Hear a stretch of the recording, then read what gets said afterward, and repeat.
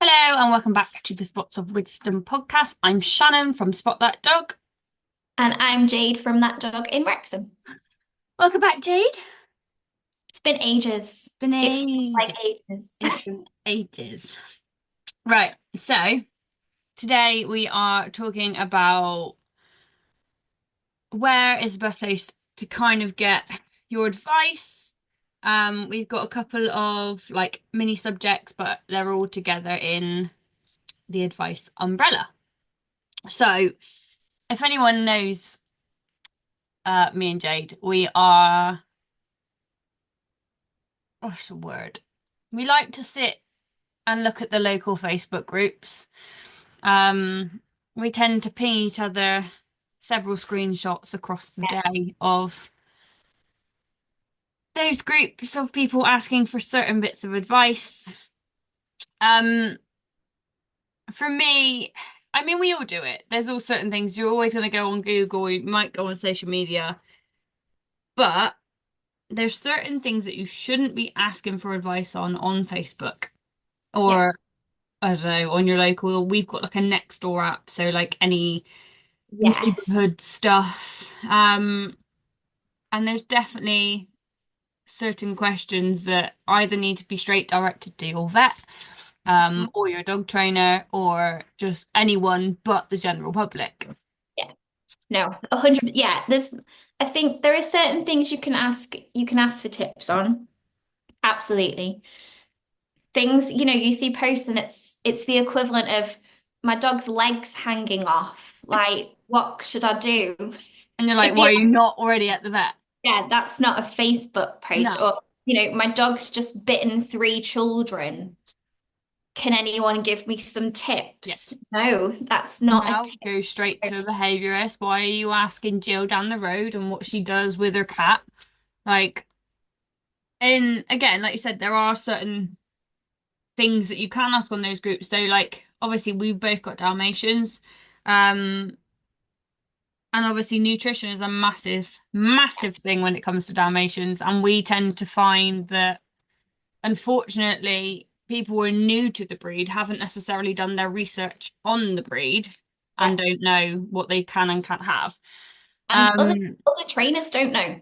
So the amount and of times I'll be talking to a trainer friend, a really experienced trainer friend, not just, some random person off the street, and they don't know about the issue either. So yeah, you're telling new Dalmatian owners, what I absolutely hate is when food packaging companies put yeah, Dalmatians on the packets of things that yeah. Dalmatians can't eat. And So then you've got the people who again haven't done that research who I don't mean this rudely, but are naive and haven't looked into that. And they're like, oh, is the Dalmatian on a pack? It's obviously meant for them. And it's like, no, it's not. I'm not being funny, but they're good looking dogs. Like they use it for advertising and that's they stand out, don't they? But yeah, I mean, if you're a new Dalmatian owner, you've heard that they've got some diet issues, but you've not looked it up properly. You walk into a pet shop, you see a packet yeah. with a Dalmatian on, and you go, "Yeah, that's Dalmatian And safe." we know that a lot of people tend to um they tend to confuse purines with protein. So yeah, a lot of people tend to get proteins mixed up with purines. They think that Dalmatians need low protein and not Yeah, low purine. So again, my dogs are gonna stop. Um, there's a complete different thing. So purines are in everything, everything, everything, everything. Um, and it's important to be able to differentiate the two when you've got a Dalmatian. And like you said, a lot of people, like dog trainers and all that, don't know about it. I yeah, actually went into a new local raw shop yesterday to grab some treats for the boys, and yeah, he didn't have a clue. Which again, if they're not your breed, you're not going to have a clue. But the nice thing is that he wanted to be educated on it. So, on our group, we've got that list of raw food yeah. that's allowed. He asked, I said, do you want me to send it over? And he said, yeah, yeah, yeah. So I sent it over and Same. he's happy to have that because again, if he gets Dalmatian clients in, um, Yeah. while he doesn't know, again, that could be something technically legally. If he gave a Dalmatian owner an offal-based food, they Yeah. could go back on him. I've had it before. So there are two raw dog food shops by me. Um, I won't say which is which because there's a clash between them. But one of them I can go in and they know I have a Dalmatian and she can point at everything that he can eat and she has brands specifically for him. And when I first went in, I'd never met her before. And I was like, I need offal free. And she was like, why? And I Yeah, told her Dalmatian. She was like, oh, okay, this. And if you want to add something in, this will do and this will do. And it was yeah, amazing. I went to the other one as I was passing, just needed some tripe. So I went in and I said, "Can I have offal free, please?" And they were like, "Oh, I don't know." And they handed me a couple of bags, bought it, walked out, checked the packet, and they all had offal in. So I was like, "Oh, they obviously yeah. don't know." No, and again, um I don't expect them to know it, but it is that education and it is them being willing to learn. The one that I normally stop wrestling. The one that I normally buy treats from and food from and everything, they now know. So, and again, they see me. The last time I went in there, they've moved location. They were like, "Where's your dog?" And I'm like, "We just had to suss out the new location first before we brought him in. Like, I just give me a chance." Um, and it's one of those things, and it's fine to go again looking for food advice. You go to a food shop for a normal dog, you should be fine to go to your local raw food shop Yeah. and ask them on what's best to feed raw food wise. Um, and then equally like specialist groups I find again on Facebook, all right? So you know as much as I know there's raw fed Dalmatian group.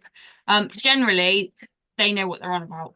So going in there is okay. However, I find going into a normal breed specific group, so again, just like the Dalmatian UK group, because it is just full of Dalmatian owners and not people who necessarily know what they're Yeah. on about. That's not hate, there's no anything to it. There's new owners that might be their first dog, their first Dalmatian. They haven't done the research yet. There's a lot Mhm. of things that people don't know on there. And we've seen it in the last few days of like two or three different ones where the people are like, is this a breed specific trait? Yeah. And And it's with like the their North, dog's face has fallen off or something yes, stupid, like it's stupid, but there was it, another is- one. it is Did you stupid. see It is the crossbreed one? I don't want to say what it was crossbreed. diet crossbreed one. The what? The one, the diet one. They were asking No, about. they were on about separation anxiety. Oh no, I didn't see that one. I saw one So, about. I didn't see one about oh separation yeah, anxiety. I commented on the one about the diet one. Yeah, I've I been saw on that. a rampage. I've been on a rampage on Facebook I recently. could just see all your comments popping up, and I was like, oh, Oh, yeah. So you've had that one about the food. Of obviously, I commented on it. Your dog's not yeah, liable or whatever because it's not a Dalmatian. There was one about saying are Dalmatians prone to separation anxiety, and I'm like, no dogs are prone to it. It's circumstantial. It depends on how they were raised as a puppy. It depends on the home you give them now and how quickly you start and this and the other. Um, and little niggly bits like that are fine. Go on Facebook, ask those questions because you're trying to get breed traits. But then yeah. again, like you said, if you've got one and it's like my dog's foot's hanging off, can I just tape it up or do I go to the vet? Your vet should always be your first port of call. Like, Yeah, what always bugs me is I think I've done a big Facebook rant about this. It's when there's like crossover. So I would never go to a vet and ask for food no, advice. I would never go to a trainer and ask for, I don't know, medical advice. I wouldn't go to a nutritionist and ask for behavior advice because that's not their no, lane. So I have vets that I love that will like send people where they need to be, but then I have vets that are giving nutrition advice and it's wrong. yeah, And I have nutritionists that are giving out training advice and it's yeah, not great training yeah, advice. You have a vet that was telling people that they needed to, I'm trying to remember it so I can get it right now. I've seen a vet that's been recommending stones in bottles to stop yeah, puppy bite. I've had a vet that has recommended you go out and you join puppy class at like 7 weeks old and you just throw all the puppies together and Yeah. you see all sorts. So, you should go to a professional, but go to a professional that specializes in what you need. Yeah, and there's always going to be like some sort of crossover with some people and stuff. Like I've done a nutrition thing, like Yeah, it only a CPD, so it's nothing major. So you can ask me basic nutrition and I can give you an overall answer. Like if you say, oh, what's better, kibble or raw? yeah, I'm gonna tell you raw. yeah, But for your dog, that may mhm, not be the case. yeah, You may have a dog with a really sensitive stomach that can't handle the bacteria that possibly could be yeah, in raw. It may be that you've got a dog that needs hyperallergenic food. It might be a dog like I'm never gonna yeah, advertise and promote like Hills or Purina to yeah. people. For that reason. However, Hmm. individual dog unfortunately may need that sort of thing. Like I won't ever. Give you my opinion. I can Yeah, go, this has worked for my dog, or this has worked for a client's dog, but that's all I'm going to give you. yeah. Yeah. And it's like what works for you, like might not work for me. So I'm a person, I don't diet. I just go to the gym. If I need to lose weight, I mean I can't cut down on food anyway because I don't eat a lot.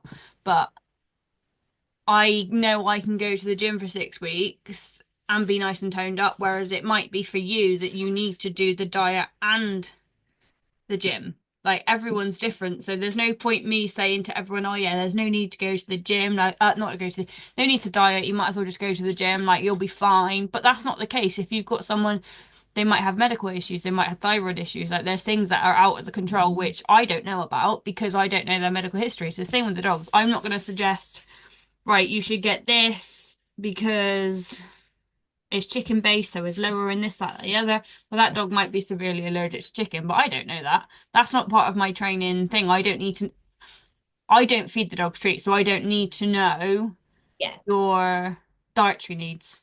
Yeah. So There it's not should needed. be. I say this quite a lot. You should have like a team of people you trust for your dog. So I have some great vets.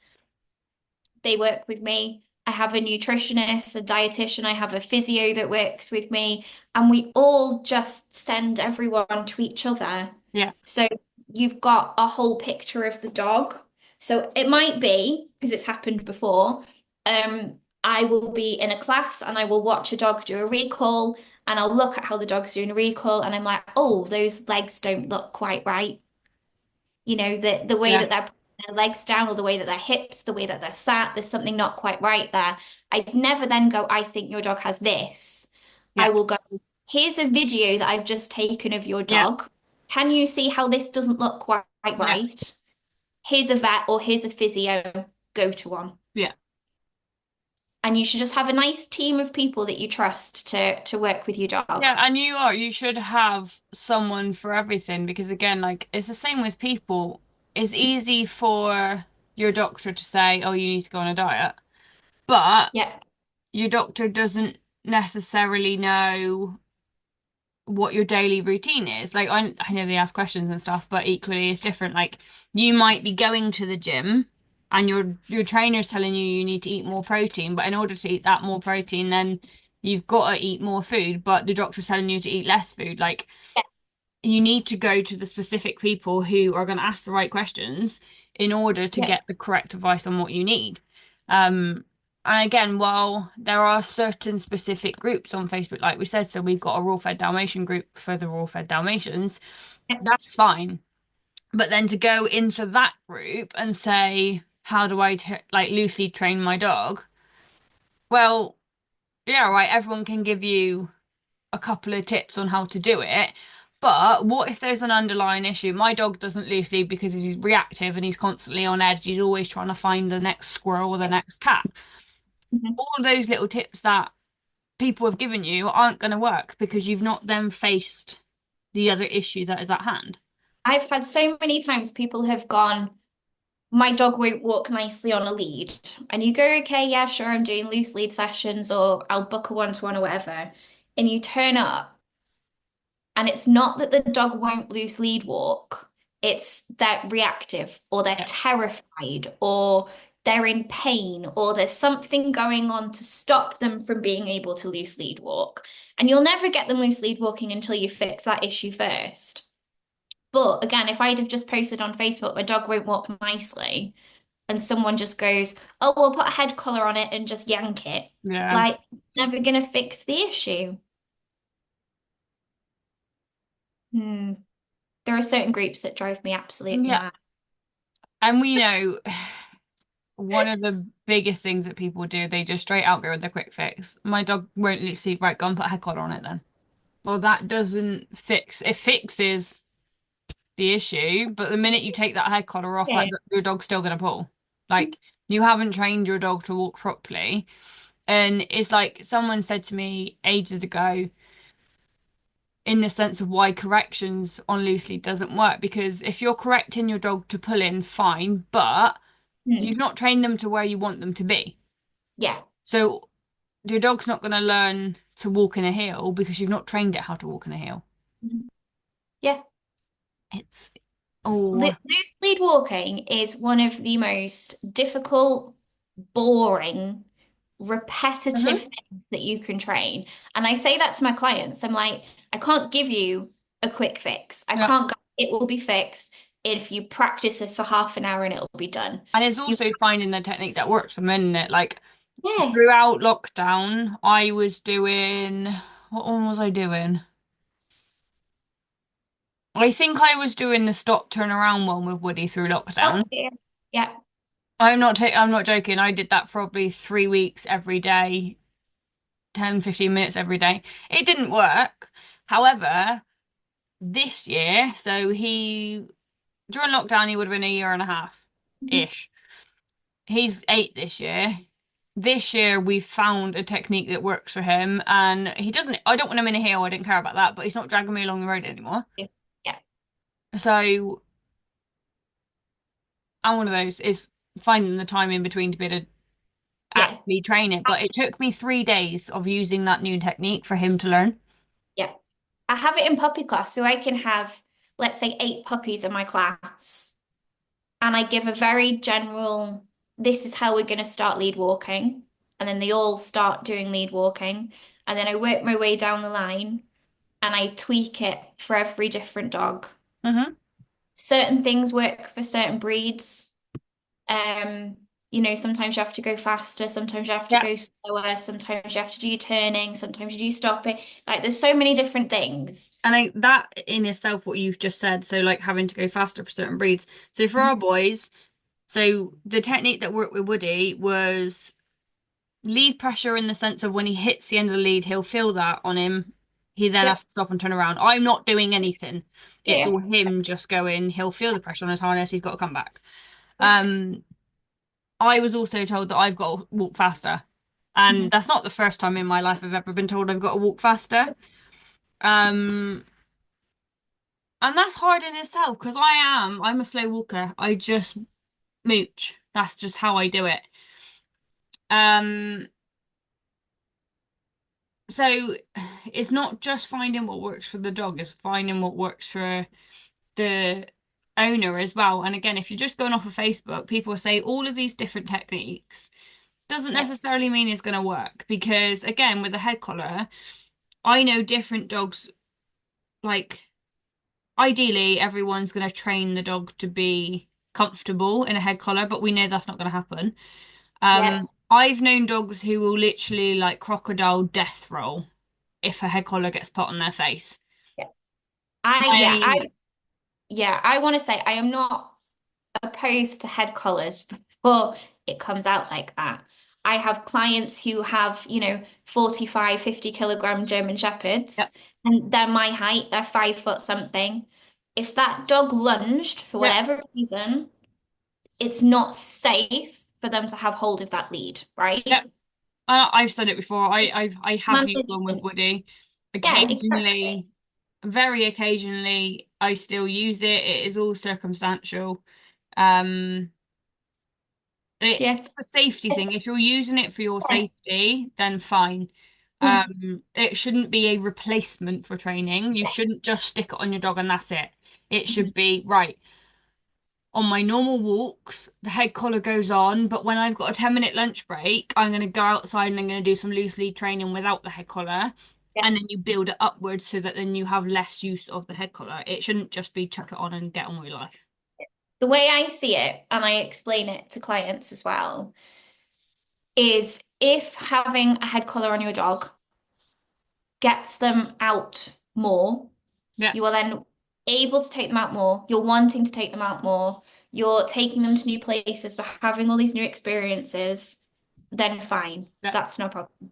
Condition it properly. yeah. What I absolutely hate is when people have, I don't know, 2, 3 sessions of trying to train loose lead walking. They go, oh, this isn't really working. I'm going to go and buy a head collar, not even one that fits nicely, one of those that continuously tighten so the dog can't open its Yeah. mouth. Let's put one of them on it. The dog's dragging itself along the floor. Hmm. It's scratching its face to pieces. It's got blood all over its nose. But they go, oh, but he's walking nicely. And I'm like, well, he's not, because if you take that head collar Yeah. off, You're what's like, he your gonna dog's got a cauliflower face, but it's fine. Like, he's walked get? nicely for two His minutes. nose is scratched to pieces. And then they just go, oh, this brand isn't working because he's And scratching then his you go nose. and get another Let's one. try a different brand. And I'm like, how about we just, one, train your dog to walk nicely, two, train your dog to wear the head collar Yeah. nicely. Oh, it drives me And mad. it's like it is one of those things. If you've got to use it, like if you have to use it, you have to use it. I mentioned it before. I spoke, done it in the last, I think, podcast or two on with the other two girls. I have done it with Woody. If he has a particularly bad reaction, but I know that I need to get him out, maybe not the next day after, but mindset wise, I can't handle it. Stick a head collar on it, get a successful walk out the way, job done. Day after, he doesn't have the head collar on because I've got through my own mentality and him out on a walk and we've kind of got over it. Yeah. And then the next day we go back to training. When you've got a big dog, yeah, I think you have to have safety management in place. And if your dog's going to lunge and you're worried that you can't hold them and it becomes a risk to you or another dog or another person, management like a head collar is needed. Yeah. Like you have to. Like that's all there is to it. But just don't use it as a quick fix. Now, Don't buy one. That's the thing that really bugs me on that group is everybody goes, oh, Dalmatians can't walk nicely on a lead. One, yes, they can, because between the two of yeah. us, there's four there, they're able to do it. So people go, oh, they can't walk nicely on a lead, they can't recall, blah, blah, blah, blah, blah, blah, blah. And then they go, you'll just have to get a head collar. Yeah. And so people don't even bother training. They post in the group, how do I train loose lead walking? Someone goes, oh, they can't, they're Dalmatians, here's a head collar. And they don't even try. No. And then I know it's exactly because is when we're walking our clients' dogs, we've got a lot of big dogs in our clients' dogs, but actually 8 out of 10 of them walk nicely, and I'm not gonna lie, I get some like superiority complex when I'm walking at a big dog and he loose leads. I feel like the It's the absolute best god. feeling. It's amazing because then you walk past someone who's got a little cockapoo that's literally dragging his owner down the Yes. street while I'm here with a fucking German Shepherd that's up here. Like it does feel good. It's just one of those things. So like we've got loads of Rottweiler clients. We've got. Have you seen the video? I've got the XL bully that I've been walking. Yes, the brown and white one. Yeah, Yeah. he's amazing. He Yeah. is amazing, and that's what we've had 4 sessions, and literally by the second one, because his owner's done the effort. He's literally just walking next to her to here. He's not pulling. And in that last video, he's like this. And she's not It's even asking for anything. But because love she's it. done the training. And that dog Yeah, and is like a try. beast. He's massive. He's good as gold. He's good as gold. He's huge. No, I try and say to people, I know that lead walking is boring. I know that you have to practice it when you go somewhere new. You have to practice it again. And there will be some days because I have a teenager and you've got one. There are some days where they're horrible Hmm. and they're lunging and they're like, oh my God, there's a bird, there's a Yeah. feather, there's a dog, there's a There's a bird. feather. Oh my God. My God. And you have to start again. And sometimes I'm not going to lie, I get 10 minutes out with Kevin and I'm like, you know what? You're not in the right mood Nope. and I'm in the right mood, Nope. so we'll just go home. Yeah. That's fine. But yeah, oh yeah. But there is nothing better than walking past somebody. rightly or wrongly, and you walk past and you've got these massive dogs and they're staring at you like this and Yeah. they're just walking past and they've got like a little chihuahua or something that's lunging and barking at your dogs and your dogs just stroll past and you're like, yes, I got it. nothing better. No, it is definitely one of those things, isn't it? And I think it all goes back. I mean, it all comes to the same thing. Again, going to Facebook for training advice, unless you're going onto a trainer's page, it's not worth it. Yeah, Obviously, we made our own group specifically for dog training. Um, so you would hope people come to there or to us yeah, for but I'm advice. going to follow on to what we were talking about before this, which leads on quite nicely. Was yes, ask a trainer. By all means, ask a trainer. But again, if your dog has 300 behavior issues, don't message a dog trainer asking for free tips. No, There is nothing worse than like my dog bites children, he runs off, but I wanted to lose lead. he's won't walk nicely. I need some tips on how to fix this. Oh, but he does paw really nicely. And you're like, oh, there you go. And it's also one of those things like don't message expecting, like you said, free advice because it's not that simple. We can't just give you advice on, oh, right, he's bit of child, so muzzle it. Right, that's fine. But that one time that you take the muzzle off, it can still bite it. Like, we need to get down to the bottom of it and figure out why it's doing it. And that problem with going to Facebook about things is that exactly that, right, I need some loose lead tips. Well, your dog's at the end of the lead lunging every single time it sees anything. So loose lead's not what you need to be focusing on right now. Like, yeah, Mhm. okay, it can be something that you work on as well, Mhm. but you need to get down to the bottom of why it's doing what it's doing. No, completely, completely. I think relationships a lot of it as well. Like people turn up. I've had it before. People turn up and maybe their dog's reactive or has no recall or it's pulling on a lead. And you look at the way that the person and the dog are interacting with each other, and there's no relationship there. There's no engagement there. No. So your first lesson might be, well, we need to find ways that you and your dog can like build a relationship or do this or do that. And because it's not a quick fix, because you've not fixed the problem Yeah. instantly, they go home like, oh, well, you've not fixed it. Yeah. The And bigger picture. a big thing I try to do is explain to people it in a different way that they're going to understand. So you'll see a lot of my posts that I try, and I've done it in this podcast, try and explain things in like terms of like gym or dieting because it generally tends to be something that most people understand. So like when in puppy class a couple of weeks ago, we were doing loose lead and we build up how many steps that your puppy can stay next to you for. So you'll start off with one, great, they're there. They get a treat. They two, great, they're there. I'm like, it's like levels. So you go to the gym, you lift some weights, you start off on 2 kilos, and then next week you might be able to do 4 kilos, and then the week after you might be able to do 6 kilos. And at some point you're going to try an eight, but an eight's not going to be work because you can't lift an eight yet, so you go back to a six.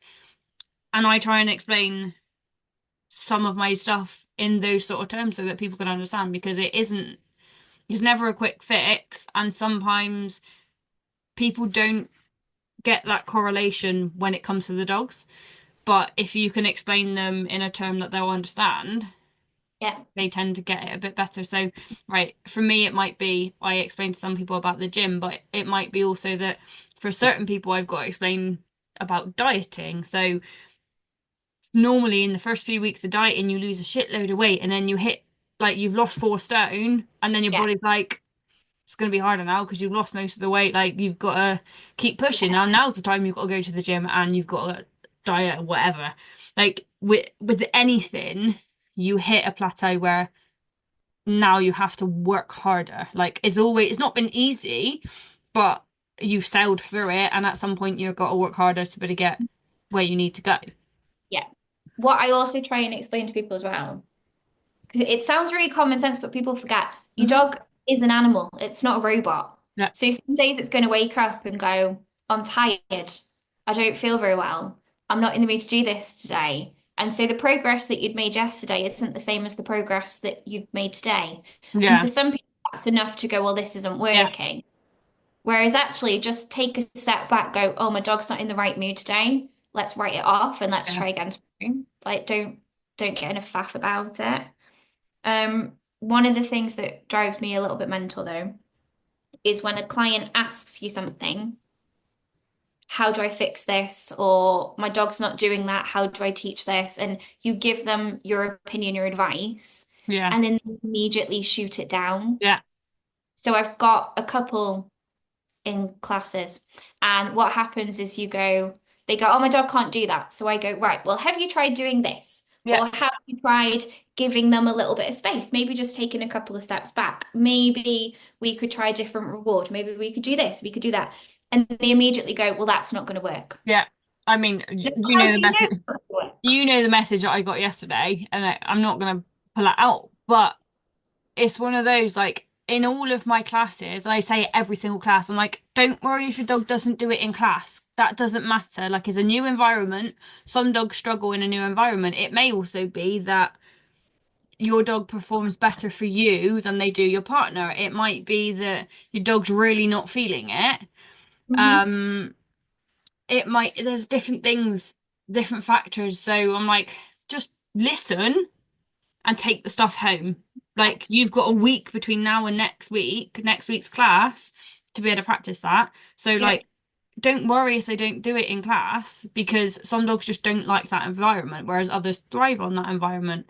You need to, one, give it time, and two, actually put the effort in to do it. And And it works for the people that listen. So I have the same thing. People come to maybe week one of puppy class, and the puppy's mind is blown. It's yeah, like, oh my God, there are people, there are dogs, there are all these things I've never seen before. And they don't want to lie on the floor. no, Like they're too busy watching everything. And some owners go home really disheartened because their dog is the worst in the yeah, class because it's not lay on the floor. And I'm like, well, maybe your dog is just one of these dogs that struggles more with distractions than some of the yeah, others. Give it week two, week three, they will be yeah, fine and probably doing better than the rest of the yeah, dogs because they'll have overcome yeah, that issue. And for those of them that stick at it and go, okay, I'll trust what she's talking about, by week three, the dog's brilliant. yeah. And I've mentioned to you before about the little Staffy that I've got that comes to class. He's been coming to class. He's a year old Monday, I think. No, either Monday or today, one of the two. Um, he's been coming since 8 weeks old, and he used to fall asleep in class. Yeah. His first two classes, he slept through the class. Didn't do Mhm. anything in class. Yeah. They're still coming a year on, like just Yeah. training. They're not doing anything specific. Like, they don't have any problems, but Yeah. they're coming just to keep up his training. Mhm.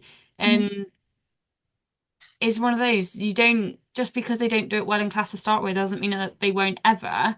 Yeah. And it also doesn't mean that it's not for you. Like, especially, I would still, if it was me, even if I paid for a 4 week course, but like, so I did it with gun dog training with Woody. Woody's not the brightest spark in the book sometimes. It didn't really suit him. He won't pick up a dummy. Like, he'll pick it up to have it thrown, but he won't. His fetch is not like Yeah. gun dog stuff. Um, I still went and finished the course because, one, I've paid for it, Yeah. and anyone who knows it, you ain't getting a refund once you've already started the course. That's not how it works. But you might as well just stick it out. Even if your dog doesn't enjoy it, as long as it's not uncomfortable, it's fine. Yeah. Like I have people that come to class and they say before they join, because I have groups of people that just they keep coming and coming and Yeah, coming because they just like being with their dog. So that's great. And they'll come to a class and maybe we'll do, I don't know, if I've got a class with loads of Labradors in, we might do some gun dog stuff, for example. And there might be one person that goes, my dog doesn't enjoy this, or I don't really need my dog to do this. I'm gonna go and do some, I don't know, some downstairs while you're all retrieving the yeah, stuff. Or maybe I'll practice walking past all the dogs off the lead. Fantastic. And they'll yeah, like adapt what they need. So that's fine. But you can't give up. I say a lot of people come and they go, my dog struggles with the distractions. I think a one-to-one would be better. yeah. Like, actually, I'm gonna disagree with you. Because at the end of the day, in a one-to-one, they're not going to have those distractions. They Yes. ain't going to work through it. Yeah. So, yeah, right. If you do the one-to-one, your dog might learn how to sit, you go outside and you're in the middle of an estate where there's like dogs barking, cars driving around, your dog now can't cope because Exactly you've that. not bothered to train it around distractions. Exactly. Providing the dog is not flooded in class to the Hmm. point it's like a quivering wreck in the corner. You've got to train around the Yeah. distractions to get them used to ignoring the distractions. Otherwise, it's never going to get any better. So people go, "Oh, I think we need a less distracting environment." And I'm like, "No, actually, Yeah. because you're going to then cut your dog off from everything, and it's still not going to be able to concentrate outside. And I The think it's world's also distracting." it's also important in the sense I know for me and you is different. It isn't. So obviously my dogs generally tend to do everything for me because I'm the one that trains them, and Yeah, they won't do certain things for Jamie, but that's because he doesn't train them. So yeah. they're not going to, and without that perseverance, they're Mhm. not going to do it unless he keeps on doing it. But it's the same in training sessions. If you've got a couple and one week the husband comes and the next week the wife comes, or like the wife does it all but then the husband doesn't do anything at home, the Yeah, likelihood is that dog's only going to do it for one of you. Like yeah, if you've got a really good dog, they'll do it for anyone. They will do it for the stranger walking down the street. Like yeah. that's fine, but not every dog is that way inclined. I have it in class all the time, especially when I've got a couple. And you can physically see it. The dog will walk beautifully for one Mhm. person, and then you hand it to the second person, and it's like it's never been trained before in its Yeah, entire life. and they will, especially if like I both of us, we've both got a dog each, and it's like I bet if you go out with your sister, one they'll probably play up more because they both go out together and you're together. Yeah, My two are just as bad. Once we go out together with me and my other half, they're raring to go, and if I did nothing, then one of them's not going to listen. So yeah, yeah. I'll if I go out with, say, I go out with my sister, she will have Sherlock because he's the well-behaved one. yeah, Never give anyone no. Kevin, and Sherlock spends the whole entire time looking at me. She's got hold of the lead, but Yeah. he's like, "Hi, mum." But the Um, thing is also making sure like it would, in my sense, it would be that your sister would still need to make the effort to try at least. Like, I'm not saying she doesn't, but if we're talking theoretically, in those situations, yeah, right, Sherlock might be staring at you. Your sister needs to still try and get his attention and still try and work with him in training because what's the point? If you two came to my class and Sherlock's just sat across the room staring at you and your sister's like, yeah, well, she wants Jade, so why would I bother? Well, then you're yeah. still not gonna, the training's not gonna get any better because you're not making an effort to do it. I've also had, I don't know if you've ever had this, I've had a couple bring two dogs. So I've Hmm. had that happen a lot. So they'll both have a dog each and they'll go and sit. Sometimes they'll sit in a corner each if the dogs can cope being on opposite ends. Sometimes they'll sit next to each other. Um, and it'll be a case of one dog will be playing up and one dog will be being Yeah, beautifully well behaved. So then the person that has the dog that's misbehaving, say, will ask to swap yeah. dogs because they can see the other dog behaving. So they'll go, "Oh, well, I have that I one have and that you one. have," And then they and they'll switch, swap. and it turns out it's not the dog. It's Yes. because that Yeah. person's not actually doing the training. Yes, yes, The yes. other dog goes, "All right, I'm with you. I'll work now." Yeah, And then the other dog starts yeah. misbehaving. Yeah. Yeah. I've had that a few times. Yeah. And it's one of those, isn't it? Like, I mean, I've told you I've had that instance recently, Mhm. and it then gets frustrating when so in my classes, although I've got set classes, I Mhm. still try and tailor little bits of training to the individual. Mhm. So it might be that this 8 week old puppy is doing really well and actually is quite advanced for an 8 week old puppy, whereas the one over there is a 12 week old pup and is a bit slow. Yeah. Well, I'll tell this 8 week old what the next step would be so that they can carry on while I then go and give that dog a little bit more support to how we can break it down a little bit easier. And the annoying thing is then you either get people who get a complex, so they'll then try and do what the other person's doing, even though it's not working for their dog, or they just don't listen to your advice. And it's like, it's frustrating because you're like, that's what you're here for. You're here to listen to me. That you've paid for my advice, you've paid for my expertise. Why are you wasting your money by not listening to me? And how many times have you been stood in a class and have repeated the same instruction Yeah, 300 times at different volumes in yeah. different And it's ways? Like, not as if it's someone, you're not explaining it in different words to make it easier for people to understand, or like you're not re-demoing it because they missed it or they forgot it. You've literally just repeated what you've just said. We want our dogs in a sit. We want our dogs in a sit. Right. Put your dog in a sit. Like yeah, it's not. treat right under the nose. Yeah. Yeah, if they're not doing it, put a treat right under the Yeah. And nose. put Right. a treat in your hand, put it under the like it's not as if you're trying to explain to make it easier. And the people who get more involved, the people who ask actually not when I say ask more questions, I don't mean in the sense of like don't undermine's the wrong word, but don't be like, well, why are we doing that? But Yeah, ask as many questions as you want. Like if you're yeah, coming to me and you're putting in, because I teach a lady and she's absolutely lovely, and she has a dog that is absolutely lovely, but sometimes has off days. yeah, Sometimes this dog is it's just silly. It's just the class clown. It rolls about on the floor, acts a bit silly, but she comes every week. She gets involved. yeah, She's exciting for a dog. She brings the best treats. She has this positive attitude, even when she feels absolutely rubbish. And so the dog responds really well. I don't care that a dog's rolling about on the floor no, because I know she's going to go home and practice. She tries, she yeah, wants to do what's best for the dog. Don't turn up and I explain what we're doing and go, well, why am I doing that? yeah, Why do I need that? What do I need my dog to do that for? Like, or sit on a chair looking really like you've got 300 better places to be. yeah. Like, yeah. And I just don't get either people have too much money to waste or I don't know. Like I can't imagine going to a class and just not listening to anything and not making an effort in the class to do something. The opposite.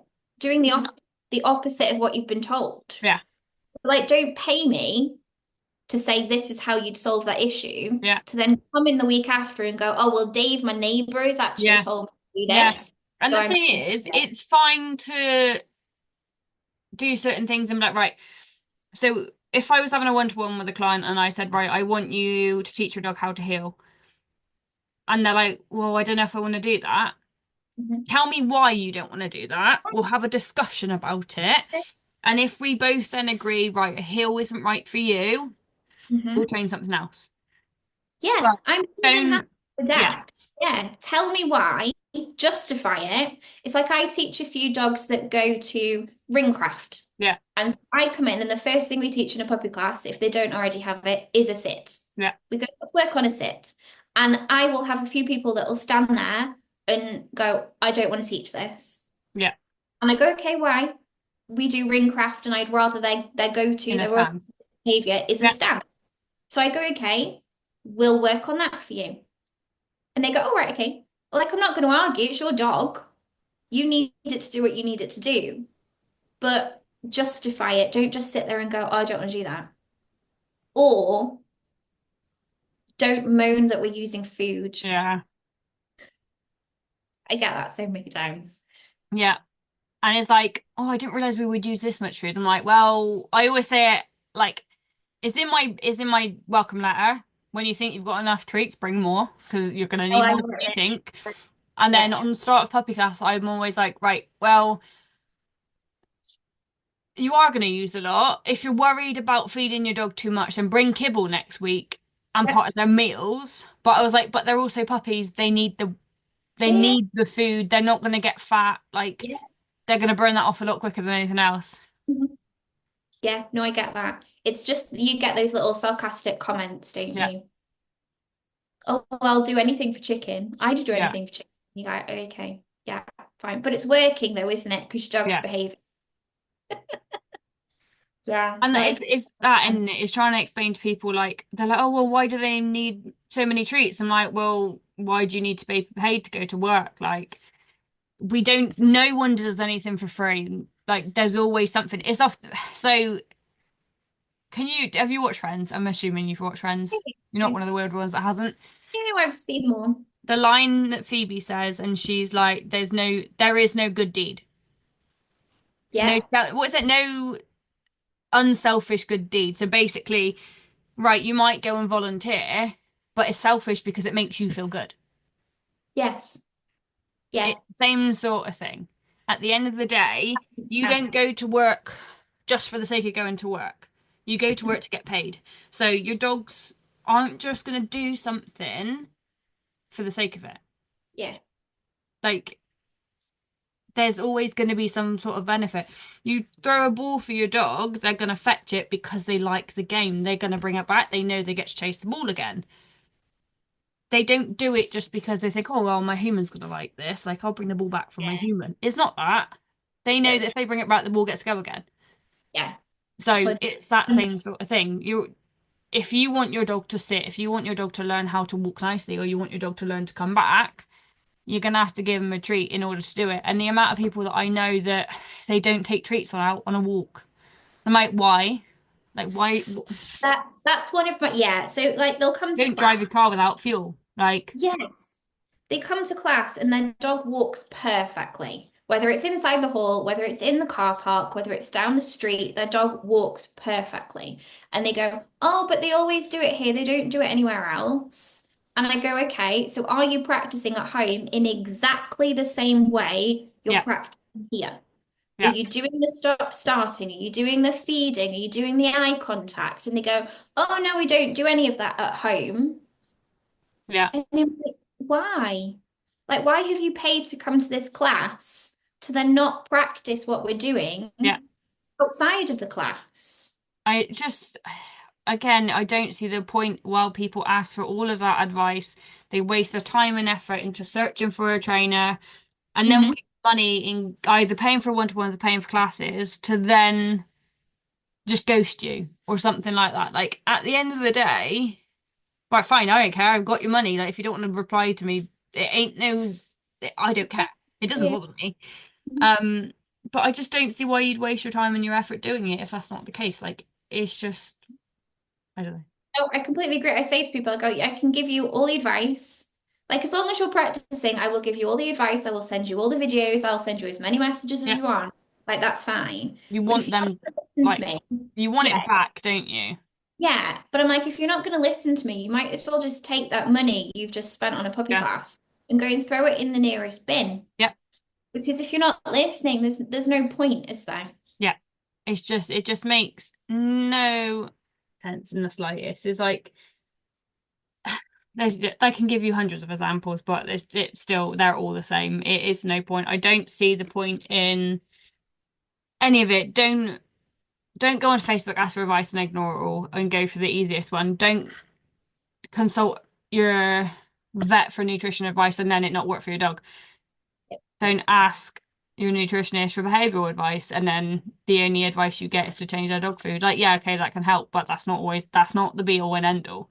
Like, you need to make sure that if you're gonna bother asking, you're gonna one, take it into consideration. If you don't agree with it, you question it, Yeah. and then you either do it or you discuss a different plan. Like in general, Hmm. not in just dog training, people who ask for advice and then ignore it annoys me. Don't Yeah. ask for the advice. I know you're attention seeking. Take Don't it. come and ask me for the advice if you're not going to take it. Don't waste my breath on something that you're not even going to try. Like, I've done, yeah, I've done it before. So there's a certain person um who keeps asking for advice, is it who I think it is? potentially. Um, that keeps asking for advice. And I've given her loads of advice. I've given her videos, I've given her explanations, I've given her links, I've given her equipment. To see her post the same question in Hmm. like 300 other Yeah. breed groups. Because then what annoys you is that like you might give people advice and they don't follow it and then something worse happens. So like if you so what you said with was it Sherlock yesterday or Kevin?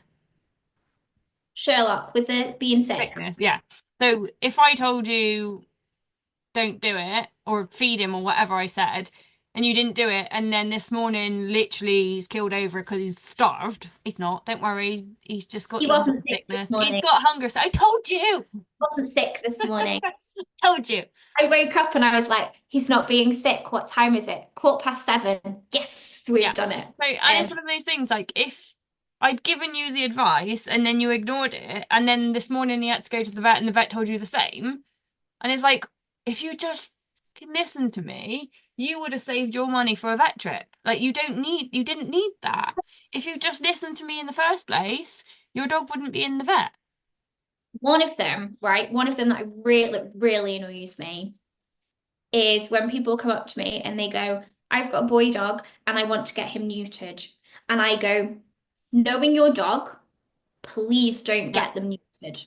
And they go, oh, yeah, but he's humping everything. Yeah, but that doesn't mean what you Yeah. think it means. I'm And then like, it's please. when the people are like, you say that, I've had one of them, and they were going to get their dog neutered at 6 months old, but he was already reactive. Yes.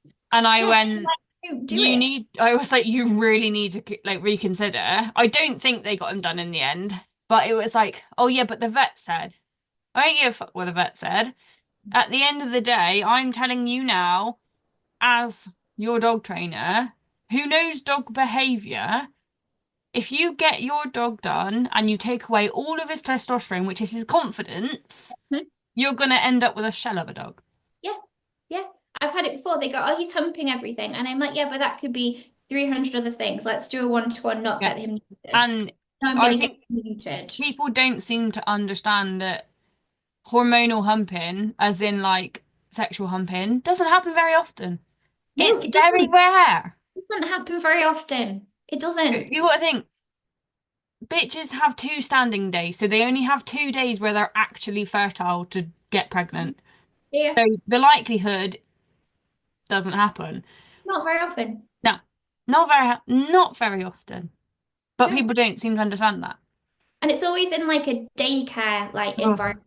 My dog's in daycare and he keeps humping everything. You're He like, your makes dog is overwhelmed, he's stressed, get him out of there. no that yeah, people don't like hearing that. But yeah, No. people then go and get their dog neutered and then like 8 weeks later they message me and go, oh, my dog was humping. He's really He's reactive now. and now he's biting people and you're like, oh right, I okay. told Well, you. you should have listened and then you'd have saved yourself, what, Yeah. £300 getting your dog neutered. I had one the other day thinking about asking vets for behavior advice. So I had a lady that went to a vet to ask to have her dog trial the Superlorin implant. Yeah.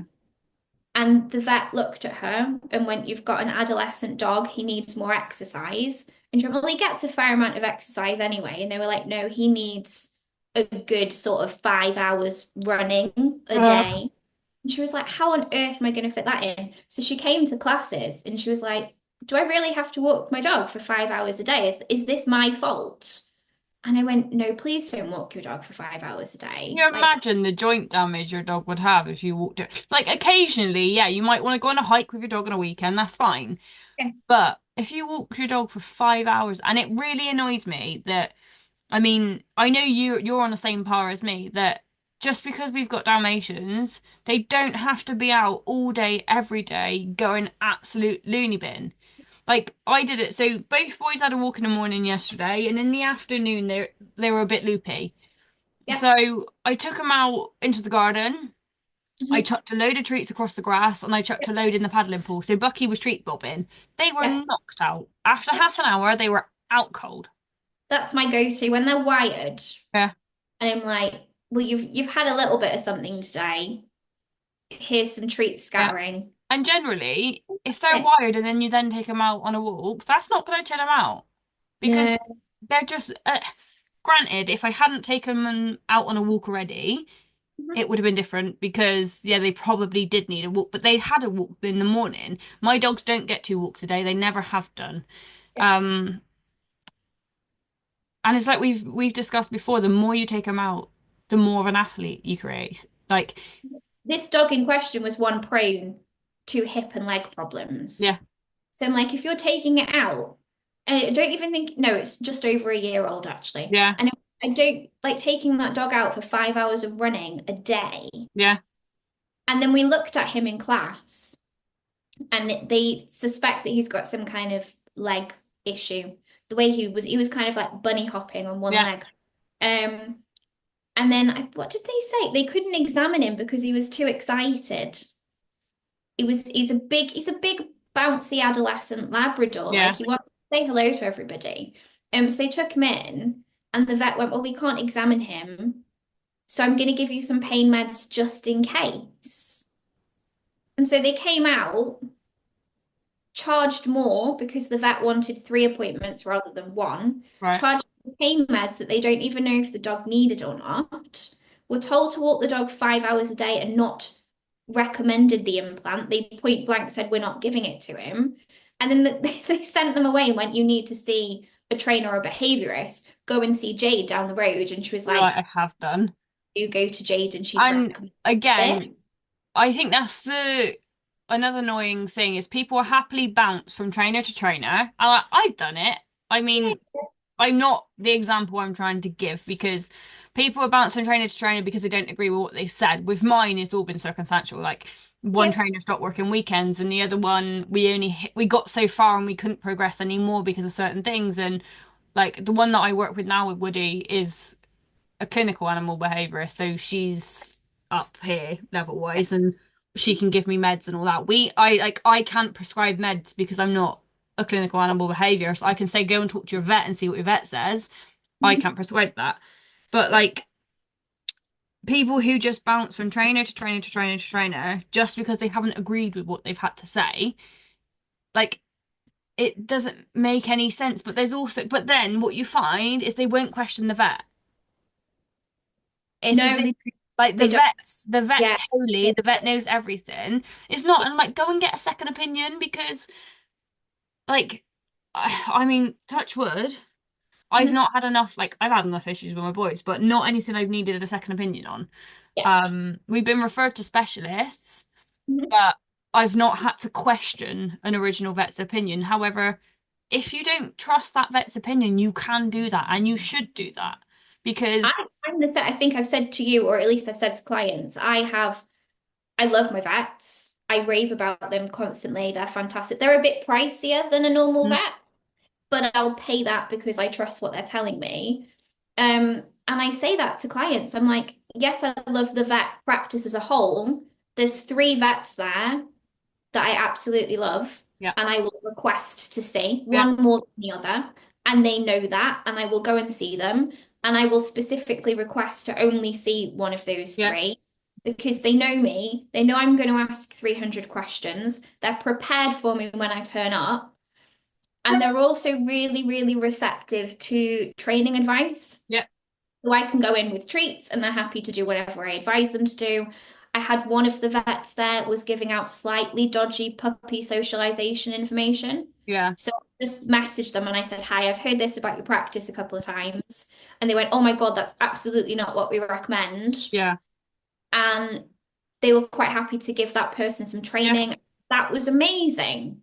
But again, people, like you've said, people tend to go in, trust whatever their vet has yeah, said.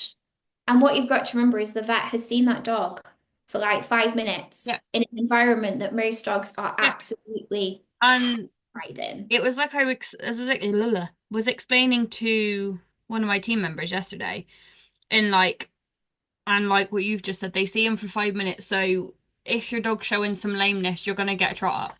That's the way they've got to check their gait. They've got to check a trot up. However, who's to say that on that instance or that surface, your dog's not like your dog's fine? Yeah, They might yeah, not show it. It might be they're having a good day. They're not feeling it. yeah. There's no problem. And it's like I was explaining. So I don't think they do it with dogs, if I'm aware, but with Mm. horses, they do a flexion test. Yeah.